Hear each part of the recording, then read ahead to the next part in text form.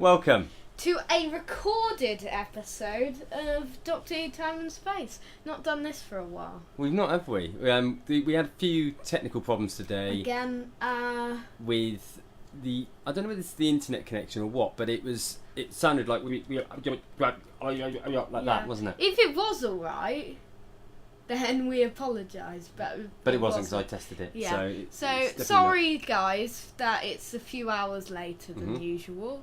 What it does mean is it means you get a far snazzier music theme tune because we've managed to build it in advance to this. To this recording.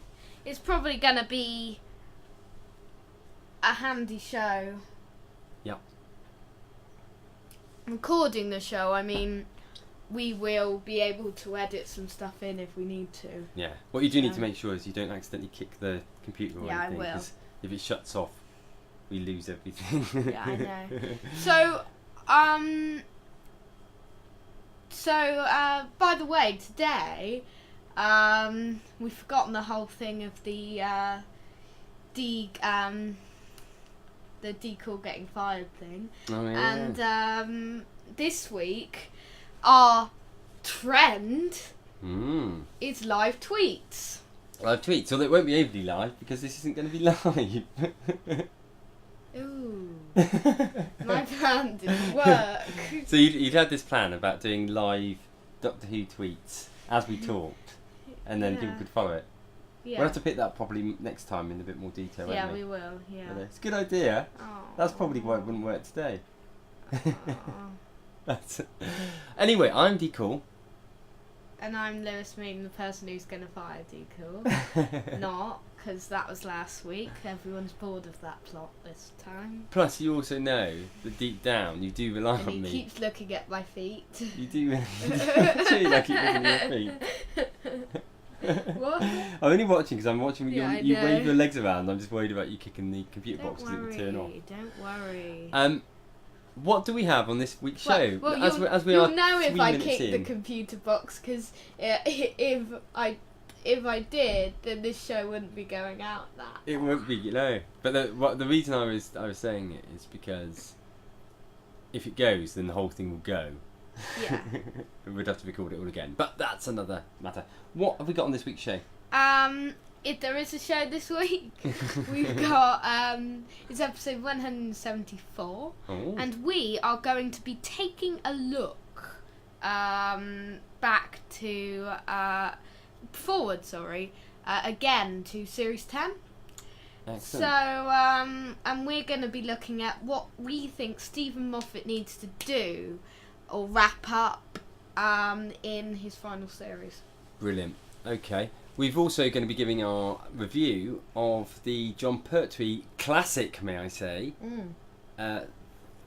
six-parter, Invasion of the Dinosaurs. We both think it's a classic. Uh-huh. Decool thinks it's a classic more than me. Uh-huh. I love this story. You'll find out later on why he prefers this than the majority of the other John Pertwees we've watched on the Randomizer. So there we have it. Okay, so yeah, we've got that. Colony in Space. Yeah. What else do we have? We've got the latest news. Excellent. We've got a 3-minute rant. And it's the return of the magic randomizer.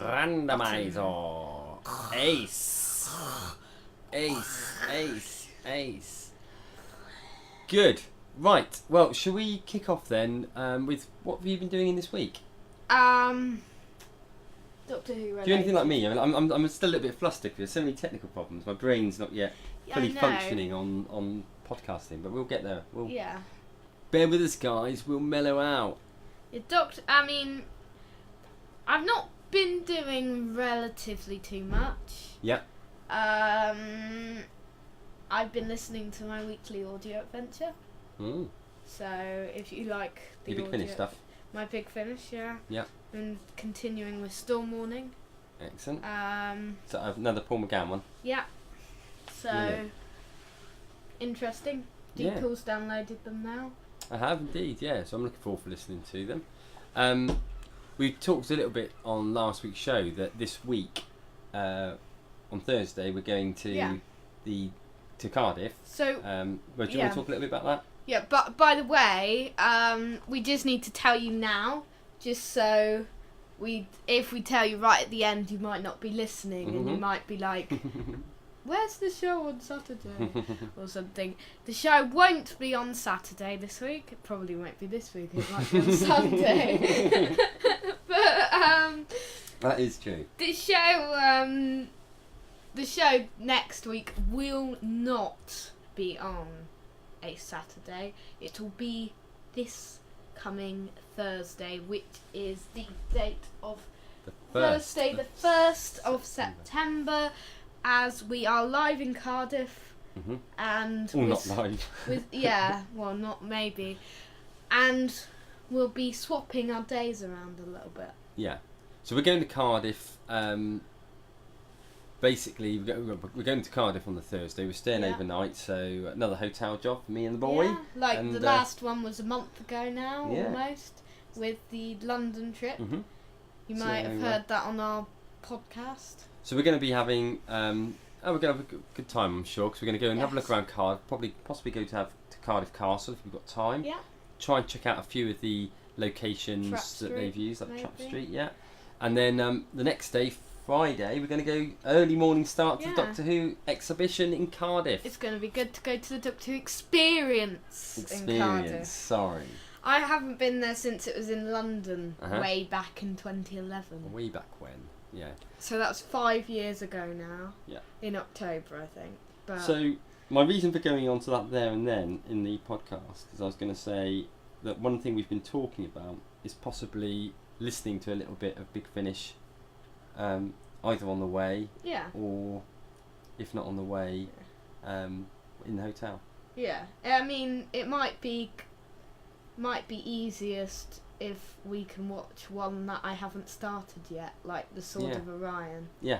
Maybe best to listen to that one. Yeah, sounds good. So that's that. You've not watched anything else really that you wanted to talk about? Oh, I don't think so that people would be interested in. Okay. I mean, TV. I mean, I've started watching Blackadder, which people probably won't be interested on here. But No, I think a lot of people will. It's great. Okay, yeah. You watched more than... Have you watched any other episodes now? I've only watched 2. Yeah. I've watched the dictionary one as well. This is one of my favourite ones. Yeah. The dictionary one. That's really good. One. Yeah.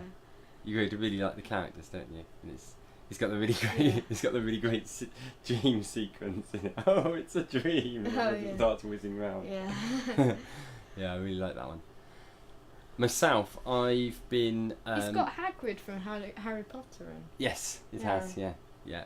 I mean, he really comes from the same set of comedians as Rowan Atkinson.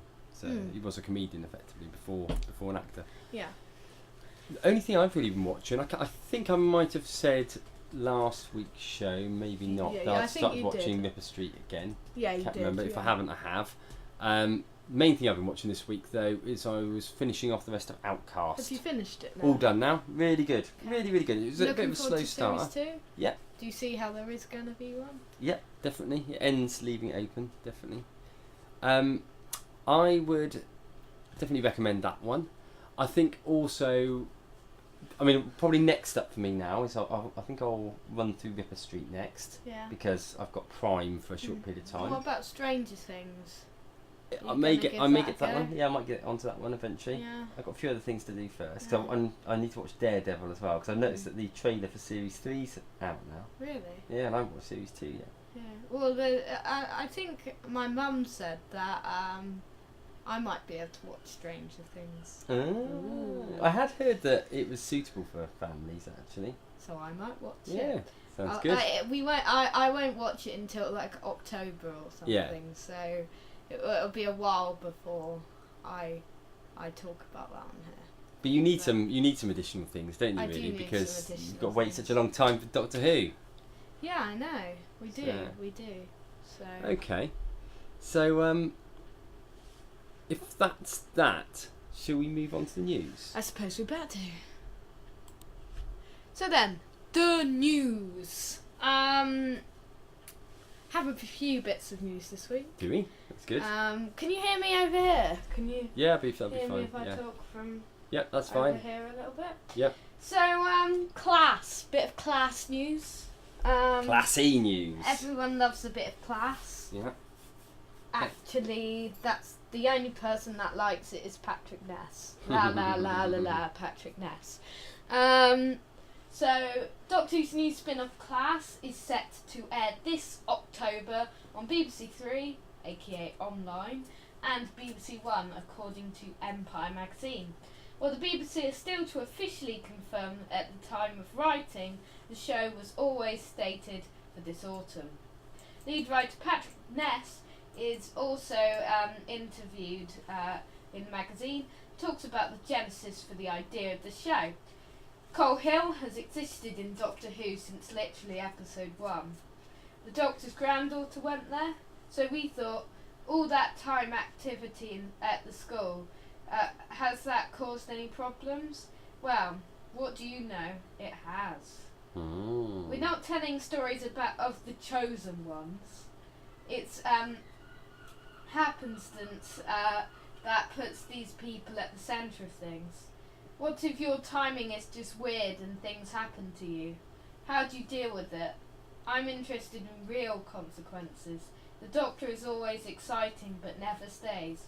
He goes off on the next adventure. What happens to real people? Actually, that's quite a good, interesting write-up, actually. Yeah, so, what do you think of Class? I mean, we've had a number of different spin-offs. Sarah Jane, Torchwood. They've been very popular. Sarah Jane wouldn't have stopped if Elizabeth Snowden might have done by now, but Elizabeth Snowden hadn't have died. Yeah. What do you think of the of this idea for a brand new spin-off in Class? I'm not overly taken with the setting, but I'm willing to give it a go. Yeah, I mean, I'm going to give it a go. Watch the first episode. See what it's like, see if I can bother to watch any more. Well, that's what I was going to ask you, is if you watch it and you think that was pants, will you still carry on watching it, knowing that there's likely to be Doctor Who links in it? Or would you just decide to not bother? I will watch episode 1, and I will watch the episode with Capaldi in, if they're individual stories. Yeah. But probably what they'll do is they'll have like Capaldi in the last episode, and then it will be like a ongoing story, and you have to watch all of them to see Peter Capaldi in it. I mean, that's a good point. Do we know what the format for the show is going to be? Are we looking at individual stories, or are we looking at a theme? I don't know. We don't really know much about it, to be honest. We know some of the cast. Yeah. You know, so a group of new teenage actors and actresses. Yep. We've got Catherine Kelly. We've got a villain called Shadow, and we know it's set in Coal Hill School. We've got a villain called Shadow. Yeah. Haven't we? That's funny. Any reason funny, I said because that wouldn't mean anything to any listeners, but Lewis and myself have got a long-running story that we do on Skype when we're not together. Both of us writing the story sort of like sentence at a time, called Uzlov, Underground Secret Legion of Freedom, of which one of the main villains in it is called Shadow, aka the evil Engineer. Yeah, and he's been in it for a long time. So. He has been in it for a long time, so it was. They stole it from us. Like they stole Day of the Doctor from us. Yes, that's right. I mean, Patrick Ness is meant to be good, I think. Reliable. Yeah. I think he was at the Comic Con, but he was at like the young adults. Oh yeah, that's right. Okay. Thing. Yeah. It should be interesting to see. It's definitely going to be worth giving it a go. I'm going to give the first episode a go. What if you hear like all bad reviews? Will you watch it? I'll give like you. I'll give it a go. I'll watch one. I was hoping to watch it with you, really, but yeah, it depends we'll watch it. We'll probably watch. Yeah, maybe we should watch it together on like the Saturday or something, and then watch it and then give it our insights. Yeah. or on the Wednesday, depending on what day it's released. So it may really take you by surprise, and you might end up no longer doing a Doctor Who Time and Space podcast and just doing a class podcast. Space. Class in Coal Hill School, Time and Space. I do like the way that they set it in Coal Hill School. That's good. Yeah, but the name doesn't really grab me. No, it just sounds a bit too much like it's trying to hit a certain audience to me, but which is probably true to be fair. But that's the way it is. So if that's the class news, do we have other news as well? Yes, we do. Let me just.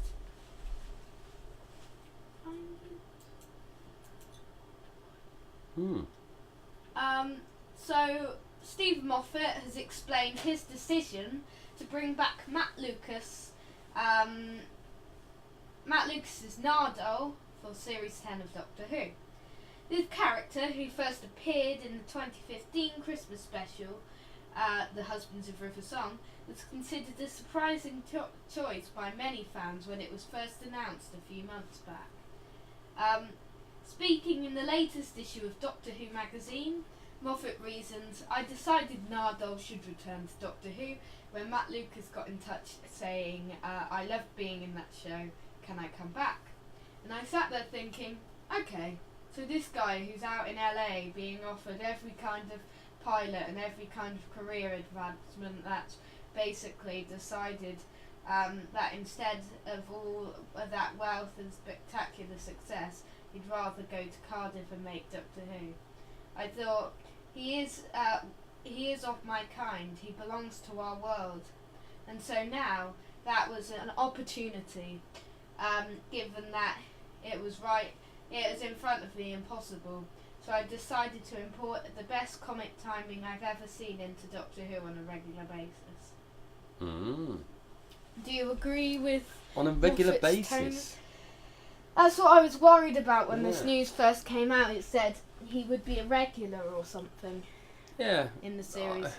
Let's keep our thoughts open until we see it.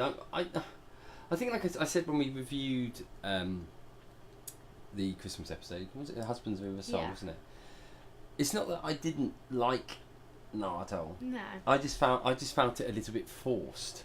Yeah, I know. I found him, he's Matt Lucas is great. I love Matt Lucas, yeah. But Nardole seems like a Christmas character. Nardole seems like a comedy Christmas character, and I don't see the need for him to appear in an actual series. I think he suits a Christmas one. Yeah. I don't know whether he'd suit a actual Christmas special, an actual episode. Yeah. I mean, we've been unsure on Matt Lucas's return since the very beginning, haven't we? Yeah. And I certainly have. And I would have just probably preferred it if Peter Capaldi and Pearl McKee were on their own. Yeah. Just, if Pearl McKee's a one-off companion, then... If I'm being completely honest, I'm more concerned about this series of Doctor Who coming than I have been, certainly since I've started watching it again with you. Yeah. And possibly back to... I just have this horrible worry that they're going to turn it into something a little bit slapsticky to take away from the edge, the dark edge. And I want it to move slightly away from the dark edge. I think if we're going to have this tone, it will probably only be for one series, as the Chibnall's going to come in and do something right. Yeah. I think. I'm looking forward to Chibnall's run because his stories like Hungry Earth, the Silurian two-parter, Power 3. Yeah. They do sort of the family entertainment sort of. They do it right, and even dinosaurs are in a spaceship in a way. Yeah, no, they did. Yeah. Dinosaurs isn't a bad story. No, they do them. They make stories very. I think Chris Chibnall is what Doctor Who will need at this point, and I kind of wish Steven. I would have been a bit more you know, I would have liked it a bit more if Steven Moffat's final series was in 2016. Yeah, because what we don't want is a series of Robots of Sherwood. Yeah, I know. That's what worries me. And on Robots of Sherwood, as a standalone in the series that it was in, worked quite well. But it does concern me if everything's going to be like comedy. Yeah, I mean, I'm excited for. There are things I'm excited to seeing Paul McKee in series 10, and I'm not looking forward to Matt Lucas. Yeah. I'll be honest with you. Even Pearl McKee, she's there's that element of her which is a little bit Donna-ish in that clip. No. And I'm thinking, if you've got her being a bit like that, and you've got Nardole running around, I don't know, farting occasionally. Slippeed episode. Yeah, that's right. It could just get a little bit childish, but I'm looking forward to seeing what Pearl McKee's going to be like. Mm-hmm. Come on, Pearl. Come to a convention in England. You're going to New York. Come to us, baby. It's not that I'm really concerned. No, I am really concerned actually. I don't want them to sort of think, well, it got so dark last time, let's just do the complete opposite. I'd rather the point you made. So I will finish your sentence in a minute. But the point you made about Chris Chibnall is a really good one, because I can't remember when we watched the Slitheen two-parter. Yeah. So Lurie. We both made the point in that discussion that was just what Doctor Who needed to be. We did, yeah. And I'm pretty sure that was before Chris Chibnall was announced. I might be wrong, but Should I take a check? Well, let's just assume that we didn't know at the moment. And but I think we were just making the point that this is the sort of episode that Doctor Who needs. When was it we watched it? Was it right at the beginning of the year? I would say end of last year, probably. Was it really? Oh yeah, it was. It was the last one. I think it was the first one of 2016 that we watched. Right. Maybe the last one of 2015. So, one way or t'other, I think we made that statement before we knew. Yes. That Chibnall was going to be taken over, and that, you know, if that's the case, then he's probably going to tick all the boxes that we need. Yeah. Him to tick. Do we have any other news today? We do. Okay. That was a good discussion anyway, wasn't it? We went a little bit beyond news into other stuff, but that was good. Okay, so Heaven Sent sadly has missed out on its Hugo Award. Doctor Who Heaven Sent has lost out in the Hugo Awards, where the award for Best Dramatic Presentation short form went to the final episode of Marvel's Television's Jessica Jones. Heaven Sent, shown last year, was written by Steven Moffat and directed by Rachel Talalay. Starred Peter Capaldi in a highly acclaimed, almost single-handed performance. 6 Doctor Who episodes have previously won a Hugo Award. And those episodes are Empty Child Doctor Dances, Girl in the Fireplace, Blink, all Steven Moffat's, Waters of Mars, The Pandorica Opens the Big Bang, and The Doctor's Wife. Last year, the episode Listen was also nominated and lost out in the final voting. Okay. On Twitter, Heaven Sent director Rachel Talalay thanked the fans for their support for the episode, and she said, "Thanks for all the lovely thoughts on Heaven Sent, Doctor Who. As PCAT confirms, the episode itself is the award and reward. Watch it again." That's a great line. I'm just sort of thinking around that a little bit. I mean, regular listeners of this show will know that I'm a big fan of Jessica Jones. Yeah. Really great series. Really great performance from David Tennant, actually, in that series. And the end episode is really, really good. Is it the best one? But it is really, really good. I can't remember if it's the best one. It probably there or thereabouts. But is it a better episode than Heaven Sent? I don't think it is. Just because Heaven Sent was so different. I mean, the final episode of Jessica Jones was great, but it was along the lines of the rest of the series. It was one of the great things of what they do with Doctor Who is that they can swap and change stuff. As we've said on numerous occasions, they can swap and change things all the time. If they fancy doing a one-hander, then they do a one-hander. If they fancy having loads of people having a barbecue on Mars or something, then they can do that. There's no constraints at all. So I thought the way that they did Heaven Sent, with it being so different from any other episode ever, I think, and the whole look and feel of it, I think was probably worthy of that award more than Jessica Jones. Yeah, I think it was sad that it missed out. It did do something very different. Mm-hmm. It was a one-hander. Peter Capaldi was brilliant in it.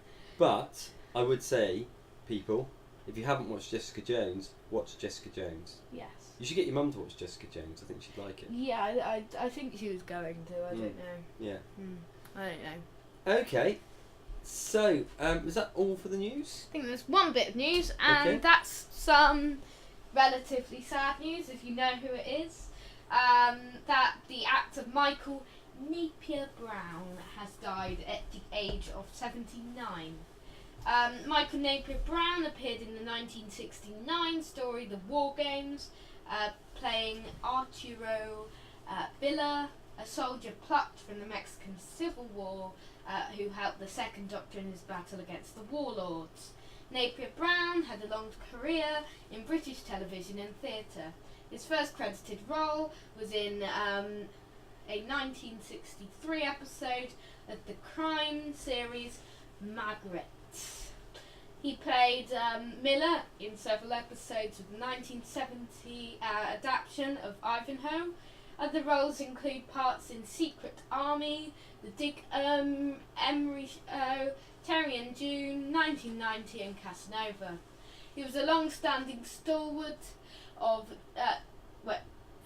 Stalwart? Yeah. Okay, yeah.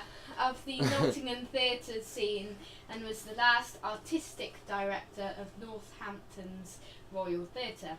He's credited with discovering Jean Samarco, the actor who played Adrian in The Secret Diary of Adrian Mole, and who later played WizKid in Greatest Show in the Galaxy. Ah, well, sir. Okay. WizKid. Sad news there. Sad news. I'm thinking about that. War Games. I know it's only it wasn't that long ago we watched it, but that's something which I wouldn't be unhappy if it came up on the randomizer again. Got it. Oh yeah, we got picked up in Comic Con, didn't we? Greedy Goblin, I think. Greedy Goblin, yeah. But the I would like to watch that again. Yeah. Because it's a really great story, and I'll be happy for that to come up on the randomizer. Yeah. It is it's a classic, one of the best. Yeah. Ever. Okay. So is that the news? That's all that we've is got the news. The news done. So that will bring us on to our next item, which will be what the Moff needs to do in Series 10. Ooh. So what do you think he has got to wrap up then? Well, in his final series, I mean, there's a few things he needs to do. That's why we did the feature. We came up with this idea last week, didn't we? Yes, we did. Because last week we did Series 10, What We Know and What We Want. That's worth giving a listen to if you didn't listen to that already. So Steven Moffat, he's had a number of different story arcs. Not all of them have been resolved. No, true. I mean, there's a number of characters he needs to bring back. Monsters and characters he needs to revolve he needs to conclude the storylines too. Yeah. Not all of these next will be in Series 10, but some of them will be. So if we think first of all, because obviously over Moffat's sort of period in charge, we've seen two Doctors. We've had Matt Smith and Peter Capaldi. Yeah. As everything that we can think of, all the major things from Matt Smith's era, been wrapped up. I mean, we had Time with the Doctor, which crammed loads of it in, didn't it? Yeah, I mean, it would have been good to have Time with the Doctor as a two-parter, maybe. Yeah. I know they'd had the 50th anniversary and they were so busy doing that, but it was... We didn't get to... It got a bit confusing and we didn't get to... There wasn't really a clear resolution to some of the items in the series. It was just all crammed into one episode, one small episode. It just felt a bit rushed, didn't it? It did feel a bit rushed. Yeah.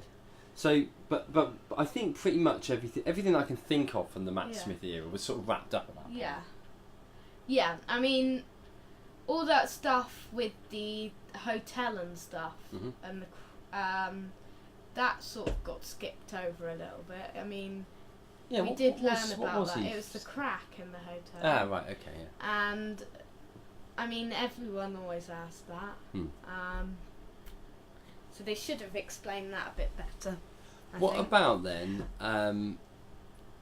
since Capaldi's taken over then, what do we think Moffat needs to wrap up of stories or bits and bobs that have come up in any of the Capaldi stories? First of all, we did watch Mummy and the Express on the randomizer, and we had the appearance of Gus. That's the first thing I thought about. Yes. Gus. Yes. Who or what is Gus? I know. We heard his voice. He seemed very mysterious. We may never get to know who Gus is, but I really want to. I think we really need him to appear again so we can learn the truth behind him. Yeah. In Steven Moffat's last series at some point. I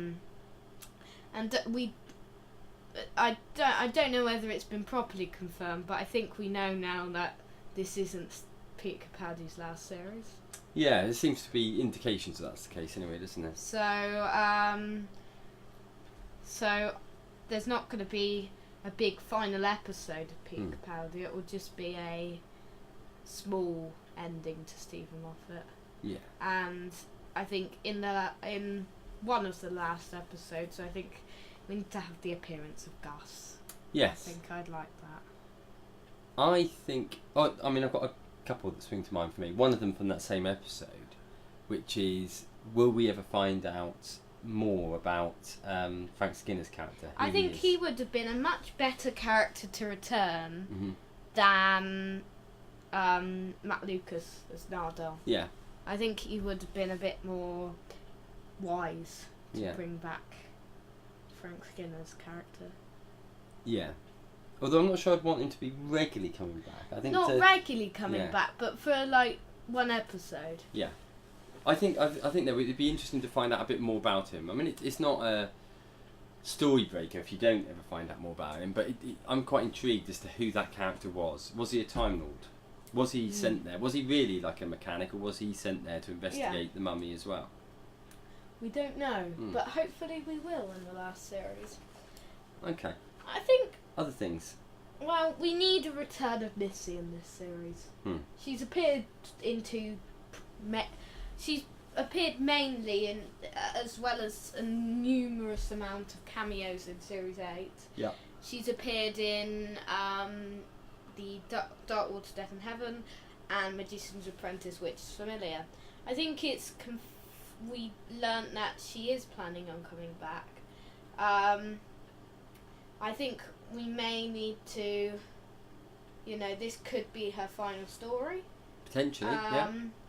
So if Steven Moffat wants that, I think he needs to do a great regeneration maybe for her, or maybe just give a natural ending, because what we did not learn in the last series about Missy is who her daughter was. That was the other one I was going to mention. Yes. That was like... Sorry for Steve. No, I had a feeling you probably won't, because to me that's probably one of the real big things that were brought out. Yeah.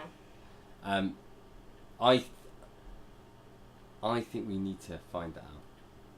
Yeah. I have got another one then. Well, seeing as you stole that one from me. Sorry. Fire me an interesting one that occurs to me from the previous series, and we may not ever find out because it's very much linked to Clara and her story, but the older space guy that looked a little bit like Danny Pink. Yeah. What's his name? Orson, yeah.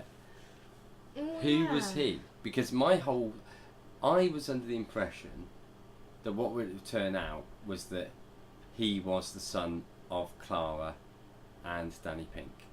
But Danny Pink died. Yeah. But that's not to say that she wasn't pregnant at that point. But I guess that wouldn't have been the indication based on what we saw from the episode. Unless there was like a fairly short time scale in between it, she would have, surely known. I mean, I don't think Jenna Coleman's going to cut. She confirmed a few weeks ago, that she was not going to return. No. No, that's probably right. She was not going to return for a while, I think she said. Yeah. So, I mean, Orson, I think that would be something that may be left open. I don't think we'll learn about that. No, I don't think we will. And that's one of the ones that bothers me, because I really want to know who that character was. I know. I do as well. Do you think we'll get any form of resolution to the Sleep No More?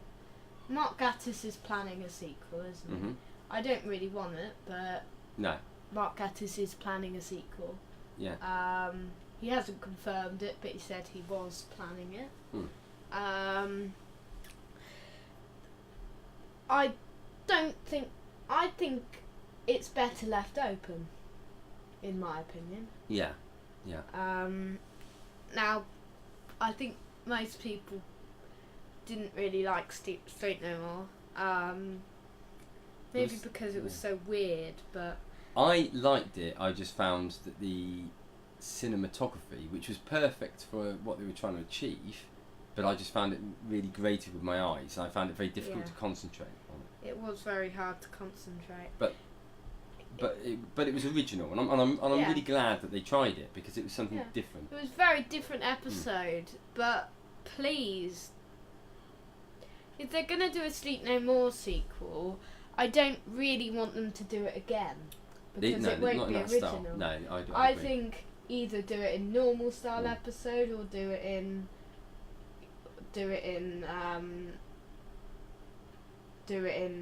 a different style, because if you do it in the same style as normal Sleep No More, then it'll take away one of the only good bits about Sleep No More. Yeah, no, I'd agree. Okay, have we got other little bits that we think need wrapping up that we haven't? Should we talk about characters? I've got one other scene one. Oh yeah. So I just mention that first of all. It would be interesting to see whether we ever find out any more about the Nameless. Nameless? Is that what they were called? What were these things called in Flatline? Oh, Boneless. The Boneless, sorry, yeah. I mean, oh wait, didn't we see them in Series 9 or something? Did we? I can't think that we did. Oh no, that was a comic. Oh right, okay. They have been featured again in the comic, have they? Yes, it was the comic. Oh right, okay. Oh, that's interesting. So yeah, okay. Let's go on to characters then. Okay. First of all, characters. I mean, River Song they wrapped up last time, so I don't think we'll be seeing much of her or any of her next series. I hope not. I hope.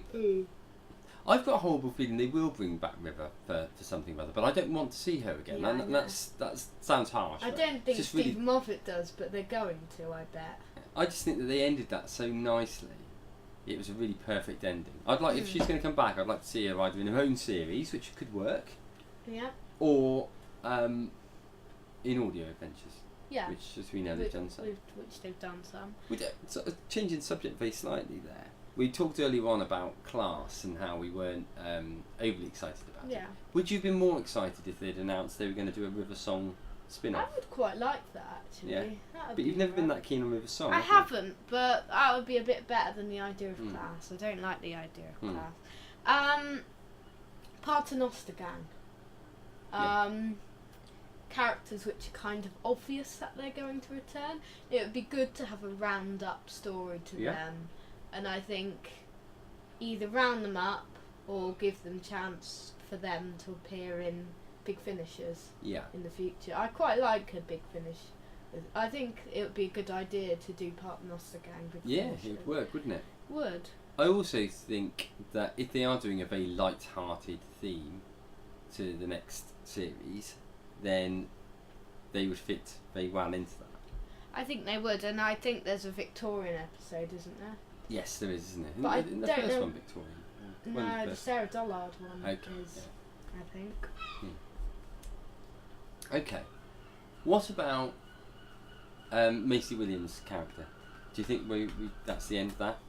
I don't think we'll see her again. No. I'm sure she did say she wasn't ever going to come back. Yeah. There's a slight chance, but I don't think so. I think she's moving on to great things anyway. I think she's unlikely. She appeared 4 times in the last series. So. Yeah. And I guess they sort of wrapped up in a little bit, didn't they, with her travelling off with Clara. Okay. Those are probably the main characters, aren't they? In terms of ones that Moffat's brought into. I mean, do you want to see cameos from Amy or Clara or any of the companions? No. I don't think there's a need to. Do you? No, I don't. But Steven Moffat may want to make cameos or references. Yeah. I think it's more likely that he will make some references back to Classic Who. He'll round off things that he wants to from his own era, but he may make the occasional little link. Well, I don't think he's going to do that. How many Nymans have you seen today? I don't think he's going to do that as many times this time because 3. Because he said he wants it to feel like a brand new show, the first episode of a brand new show, and if he references back, it's not really a brand new show. Well, that might mean that he doesn't even bother rounding things off, and I guess what we have got to remember is that if his original intention was to finish with Husbands of River Song, could we therefore make an assumption that if he hasn't rounded it off by then, that he's not going to bother? Yeah. Maybe. So we've wasted our time for the last 20 minutes. We have. That's a shame. But it's been a good discussion. It's been a good discussion, and we've done it anyway. We have done it anyway. Does that mean that have we wrapped up that subject, do you think? Yeah. Next week we're going to be doing something different. I'm going to try it. Oh, what is it? It's going to be called the Series 9 poll. Series 9 poll. May tell you a bit more at the end. Okay. The Series 9 poll. It's going to be a tester. May not go to plan, but it may be. Series 9 poll it is then. Yeah, and that's going to be next time. That brings us on to our review then. Okay, so this week and last week, we've been watching Invasion of the Dinosaurs. Yeah, because this, by the way, is our randomizer, which is our mission to try and watch every available episode of Doctor Who. And we're working our way through. We've watched about a third of them now, haven't we? Yeah, I think so. Yeah. Not watched many Tom Bakers recently. No. So that could maybe that'll come up in the randomizer. What worries me more is that we haven't watched many Sylvester McCoy ones, which probably means we're going to get this big bucket load of them to watch all in one day. Probably right at the end. The last one will be Paradise Towers. I hope the last one that we get to watch is going to be a good one. I know, me too. Yeah. Okay, so we've been watching Invasion of the Dinosaurs, which is their third Dr. John Pertwee one. I'll read what it says on the back of the cover. Yeah, like we did last week. Yeah. So it says, returning to London, the Doctor and Sarah Jane Smith find a city almost completely devoid of life. The civilian population has been evacuated in the wake of an unimaginable event. Somehow, dinosaurs have returned to terrorise the Earth. As the Brigadier and unit fend off increasingly vicious attacks from gigantic prehistoric reptiles, the Doctor investigates just how these monsters are appearing without warning. But when Sarah Jane is kidnapped, the Doctor realises that perhaps even his oldest friends can't be trusted. So, should we put a spoiler alert, or do you think... Let's put a spoiler alert, because I think we need to talk spoilers. So, spoiler alert, spoiler alert, spoiler alert.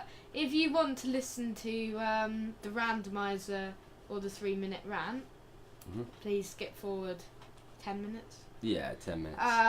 But spoilers, there could be spoilers if you haven't watched this episode, and if you wish to watch this. Okay.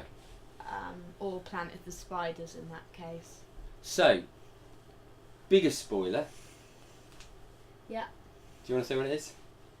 Mike, yeah. Yeah, so you've turned off, hopefully.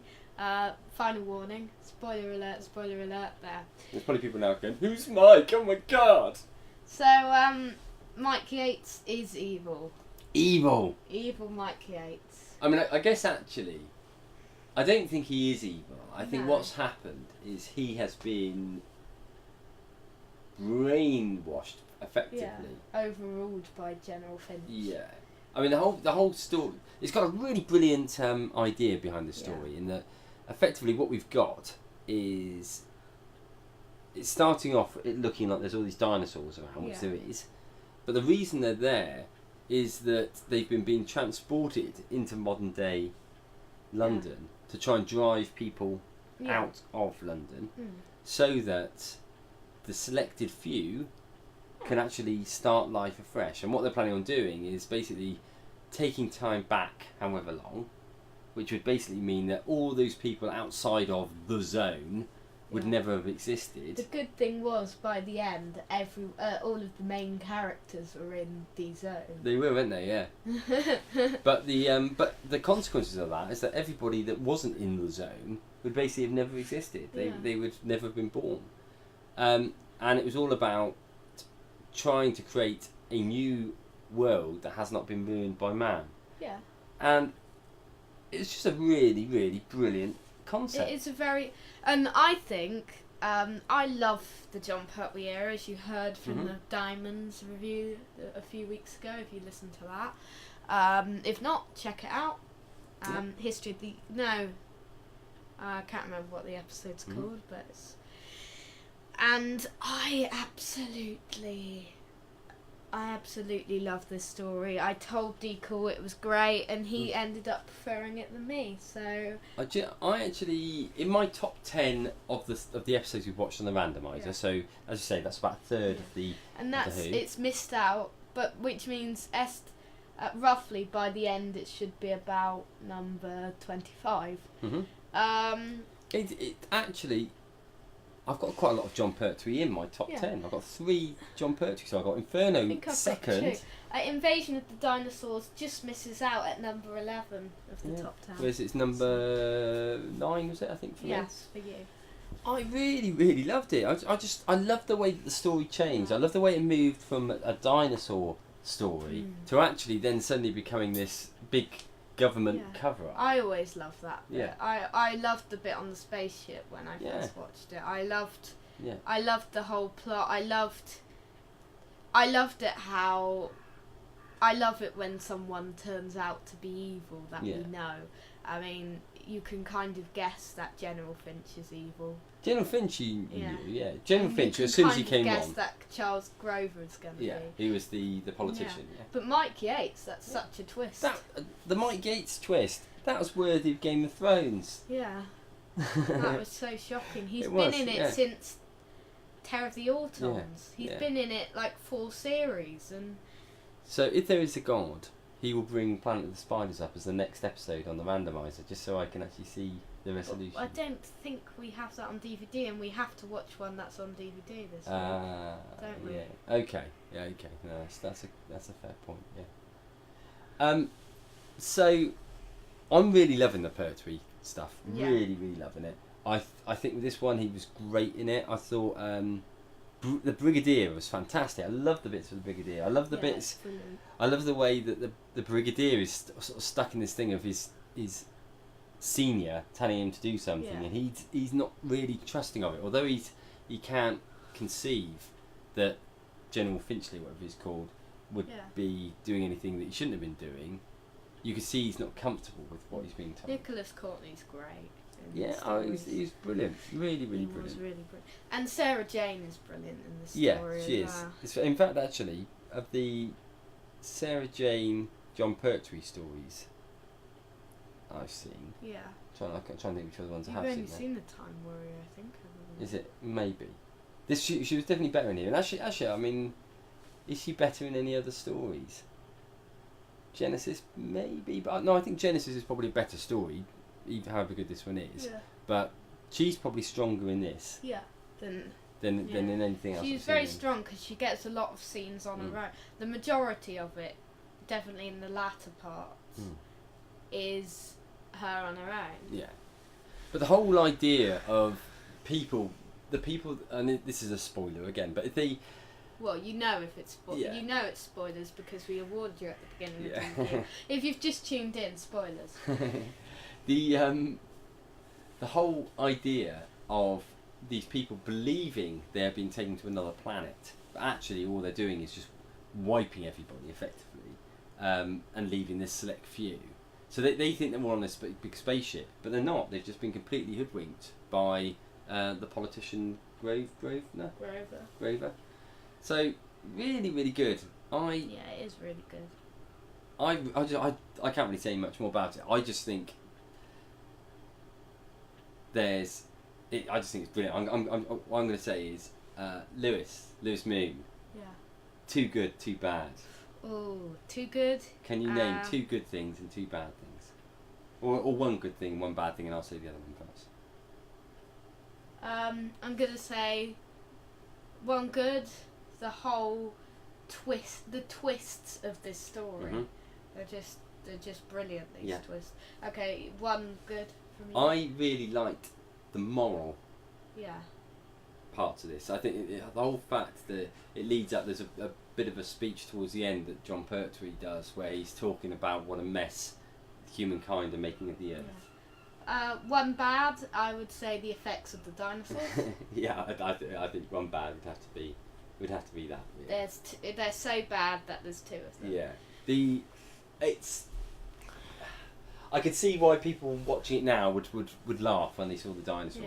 Yeah. But you just got to remember when it was made, because they look a little bit ropey now. They appear on here at all, because then people wouldn't look at it. The dinosaurs are a bit ropey, but we got to remember the year it was made, and it shouldn't take away from it. Yeah. The ones that probably are the worst, the bit that did make me laugh a little bit was there's a scene when the Doctor gets they put all these doors down on him when he's down in this in the underground base, and they let this pterodactyl in, and it's like quite clearly somebody with like a hand puppet or something like that just flapping in John Pertwee's face.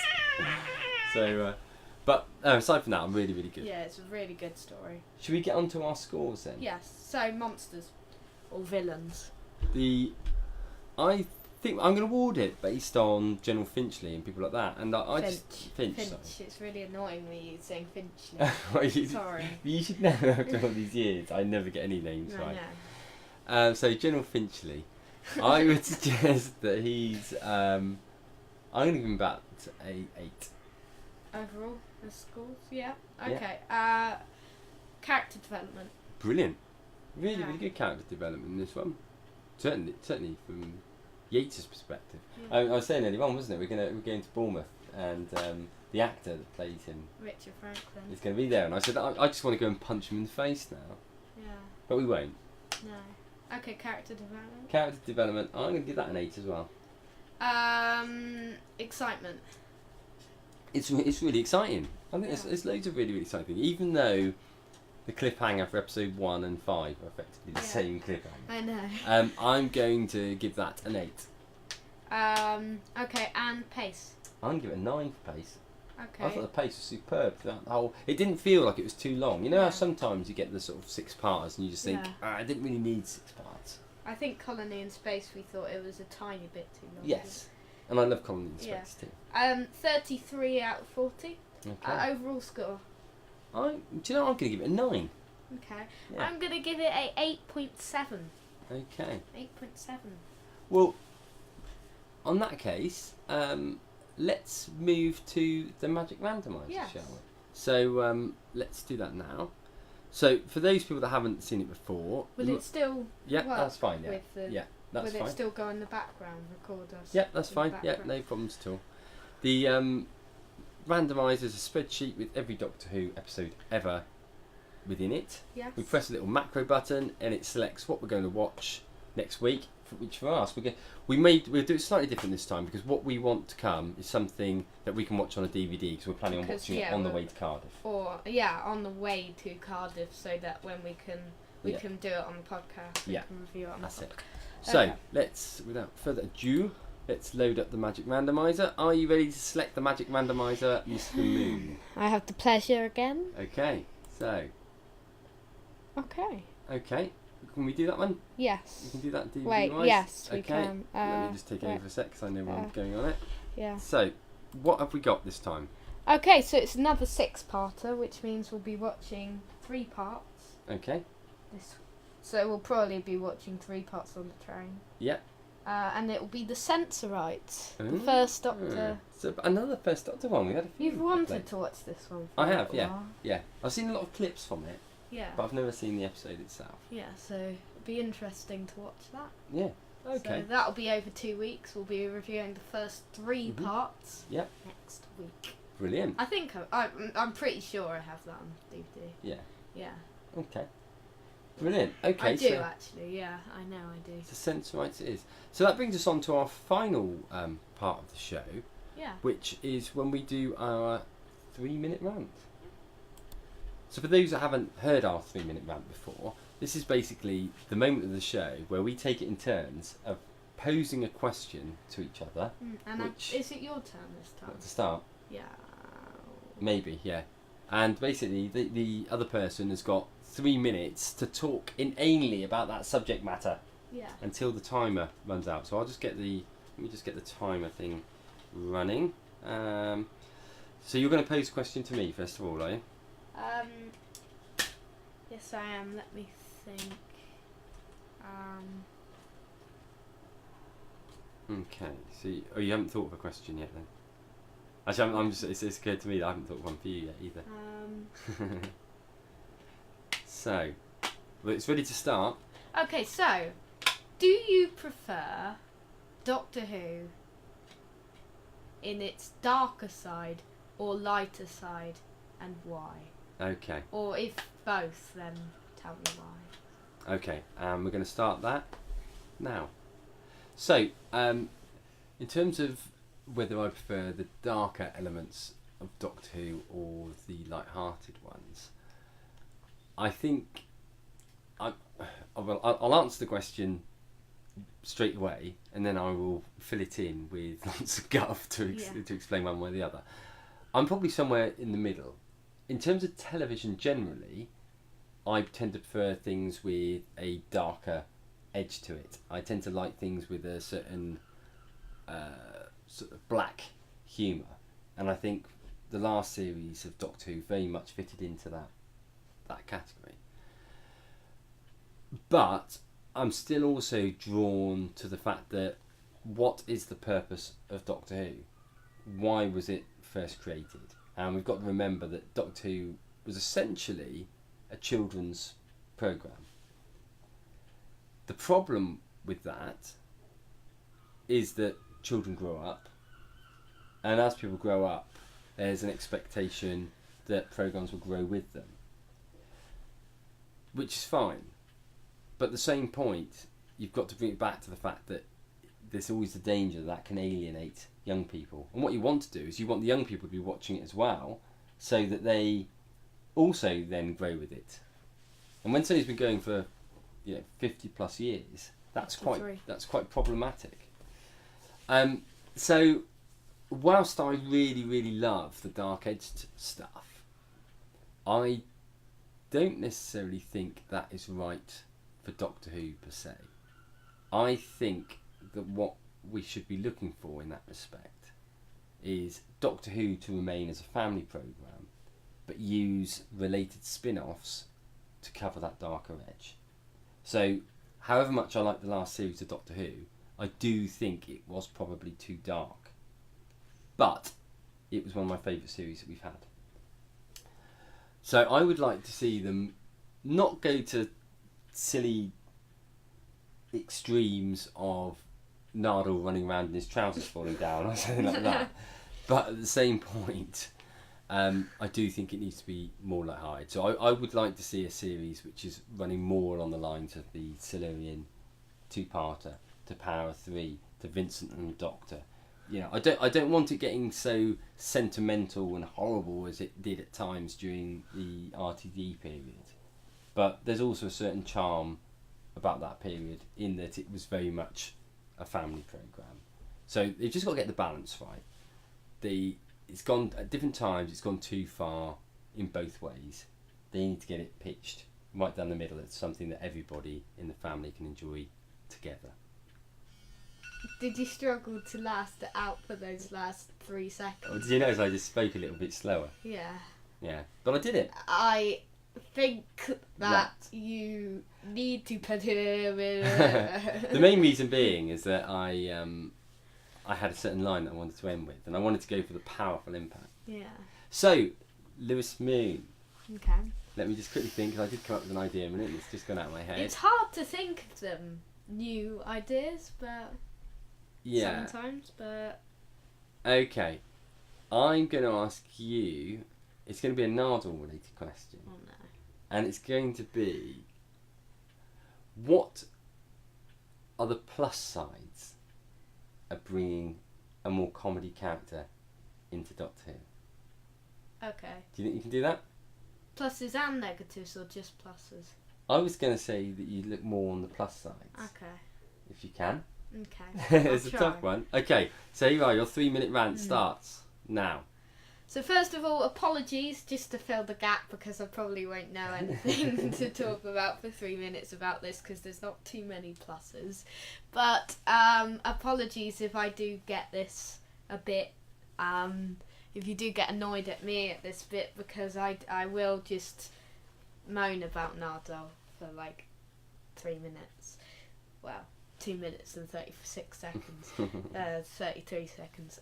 So then, Nardole's coming back in Series 10. I wasn't a big fan, like Decool, of his character in the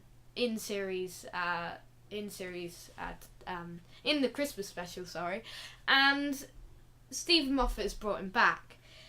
Matt Lucas is great, and I don't have anything against Matt Lucas. And if you've been sticking with us since the beginning of the show, then you may have heard that Steven Moffat said that he brought him in because he said he wanted to do more Doctor Who, instead of just sticking with all of the popular Hollywood and LA comedies and stuff.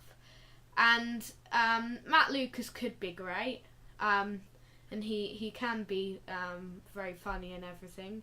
And I think this will be a very entertaining sort of side to Doctor Who. I mean, I'm mostly on the con side, because I think it isn't a very good decision, but Matt Lucas is good. We saw him in a Christmas special, which is always here to, you know, lighten up the mood. It's always a light sort of episode.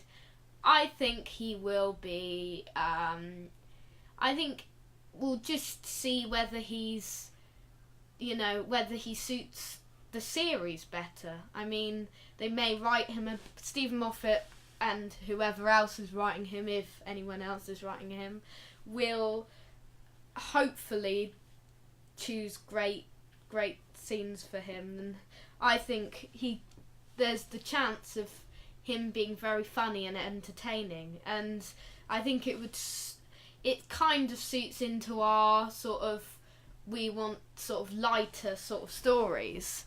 And even though I don't think Matt Lucas is one of the characters as Nardole that I think would suit what I want in that period, I suppose it would be good and entertaining, and as I said, Matt Lucas is always great quality. So we'll just have to see what he brings us in series 10. Well done on your elongated statements towards the end. Good one. That was a really tough one. I'm sorry about that. That's okay. I hope people enjoyed that at home. I hope they've enjoyed the show. I hope you've enjoyed the show, and that's it. Apologies again if it's coming out a little bit later, because if you missed the beginning of the show, we had a few technical problems which meant we couldn't run it live. We had to record it and upload it after the event. Yes, so next week it's episode 175, but it will be released live in Cardiff. It's good because it celebrates the 175th, and the one in London celebrated the 170th. Wow, there we have it. Okay. We've got that episode on Thursday, the 1st of September, live in Cardiff. There may be a bit less to talk about news-wise, but we don't know. It can't be much less than we've had for the last few weeks, really. Yeah. So then, next week, we're going to be doing something different. We're going to be looking at the Series 9 poll. Okay. And whatever that may be, but I'm sure you'll explain that at some point. Do you want me to explain that now? Or? No, you should keep it as a surprise. Okay. If I remember, then I will keep it as a surprise. We'll also be giving our first initial thoughts on the Sensorites. We will be taking a look at the latest news. And we'll be doing a Who to Face, although we may have to program that in advance. Yes. So we'll do that offline. But we promise not to cheat, because we're good like that. Yeah, we're good like that. Thank you very... The Tom Baker and the Daleks. Yes. Thank you very much, everybody. Thanks for listening. Yeah, thanks for your patience. For listening. We will be back on Thursday. Yeah. Until then, we'll see you next time. Same time. Same space. Good night.